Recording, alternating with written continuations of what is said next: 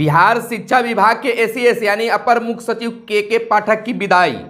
जी हां, आप सही सुन रहे हैं। बिहार के शिक्षा विभाग के अपर मुख्य सचिव के पाठक अब केंद्रीय प्रतिनियुक्ति पर जा रहे हैं और बिहार के मुख्यमंत्री नीतीश कुमार ने भी अपनी दे दी है सहमति।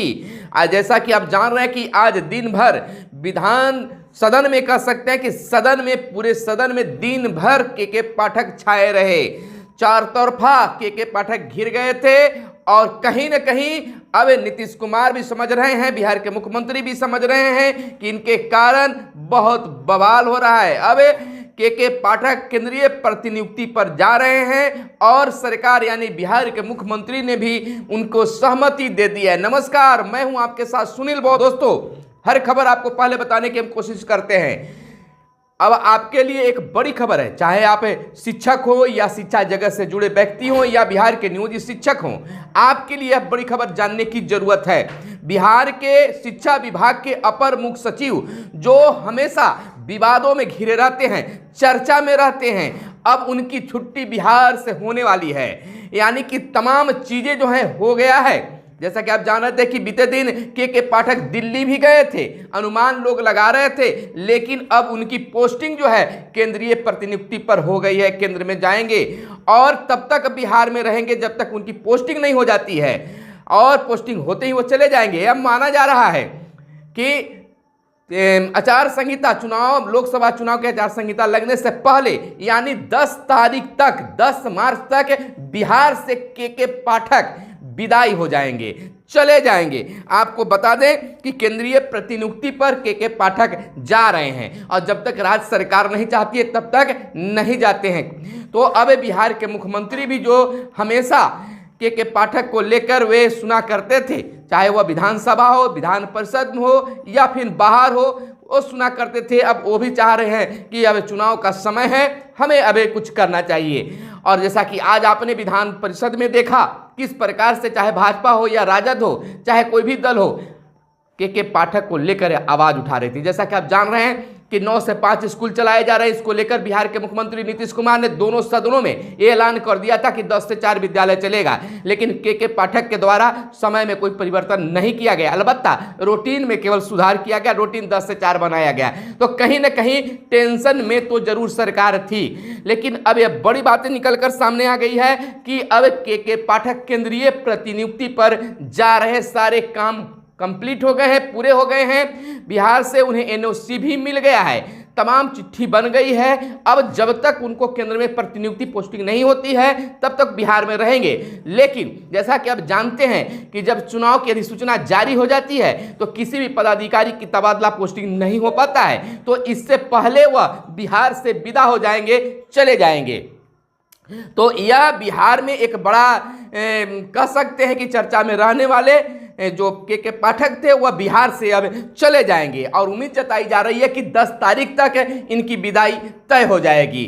कहीं न कहीं बिहार के मुख्यमंत्री नीतीश कुमार भी इनको लेकर शायद सोच में पड़ गए थे कि आखिरकार यह क्या कुछ हो रहा था। हालांकि शुरुआती दौर में जब के पाठक बिहार शिक्षा विभाग का कमान संभाले तो उसके बाद कई सुधार होते गए। हाँ, यह माना जा रहा है कि बिहार में शिक्षकों की उपस्थिति, छात्रों की उपस्थिति 100% हो गई, इसमें के पाठक का ही हाथ है। लेकिन उसके बाद कई फैसले हुए जिससे सुधार हुआ, लेकिन उसके बाद जो भी फैसले हुए वो असंवैधानिक रूप से लेने लगे। जो शिक्षकों के लिए टेंशन, अभिभावकों के लिए टेंशन, मंत्री के लिए टेंशन और जो भी सदस्य हैं, चाहे वह विधायक हों, एमएलसी हों, सबके लिए टेंशन बन रहे थे। और कई बातें, वीडियो वायरल हुआ जिसमें वह के पाठक शिक्षक को गाली देते नजर आ रहे थे, वह भी टेंशन बना। दूसरी बात हुआ, एक चिकित्सक को भी वह गाली देते हुए उनका ऑडियो वायरल हुआ। तो इस तरह से के पाठक बिहार में विवादित हो चले थे। तो अब सरकार कोई भी चुनाव के समय में नहीं चाहेगा कि हम किसी व्यक्ति विशेष के कारण हम चर्चित रहें और लोग हमें कुछ दूसरे नजरिया से देखें। तो जो भी कारण हो, यह अब जरूर है। हालांकि यह देख लीजिए, के पाठक चाहे अच्छा किए या बुरा किए, इस पर हम नहीं जाएंगे, लेकिन आज तक के पाठक ने अपने द्वारा निकाले गए पत्र को कभी निरस्त नहीं किया। और जब समय को बदलने की भी जरूरत हुई तो भले ही बिहार के मुख्यमंत्री ने कह दिया कि 10 से 4 स्कूल चलेगा, लेकिन वह अपने हाथों से समय यानी कि पत्र को रद्द नहीं किया और समय में परिवर्तन नहीं किया। आखिर क्या चलता है उनके मन में यह तो वह जाने, लेकिन जरूर पूरे बिहार में के पाठक छा गए थे और नियोजित शिक्षकों के लिए कह सकते हैं क्या कुछ, वह शिक्षक आप हैं तो समझ सकते हैं। कई बार यह कहा गया कि जो जड़ में अब यह आशा लगाई जा रही है नियोजित शिक्षकों के लिए कि जो मुख्यमंत्री ने कहा था सार्वजनिक मंच से कि शिक्षकों को केवल एक मामूली परीक्षा और ये बड़ा परीक्षा, आज एक परीक्षा देकर निकलने वाले एक शिक्षक महोदय ने, एक शिक्षिका महोदय ने यहाँ तक कह दिया कि छोटी नदी कहकर गंगा में कूदा दिया। यानी कि जिस तरह से प्रश्न दिए जा रहे हैं तो उससे शिक्षक भयभीत हैं, डरे हुए हैं और चिंतित हैं, समझ लीजिए कि टेंशन में हैं। और सबसे बड़ी वो टेंशन पैदा कर दिए कि दूसरे जिला में उनको तबादला। तो उम्मीद जताई जा रही है कि इनके जाने के बाद जो भी अपर मुख्य सचिव के पद पर आएंगे वह मुख्यमंत्री का जो निर्देश होगा वह मानेंगे और नियोजित शिक्षकों का भी अब कल्याण होने वाला है। यह बड़ी बात आपके लिए है। आप ये अब जरूर है कि शिक्षकों की 100% उपस्थिति इन्होंने करवाया। यह भी सत्य है कि छात्रों की 100% उपस्थिति हुई, लेकिन ये कहाँ की संवैधानिक बात है कि कोई भी शिक्षक सरकार के लिए गए फैसले का विरोध न कर सके, अपनी बातें नहीं पोस्ट कुछ कर सके, फेसबुक व्हाट्सएप पर न लिख सके। यह तो गलत बात है, यह असंवैधानिक था।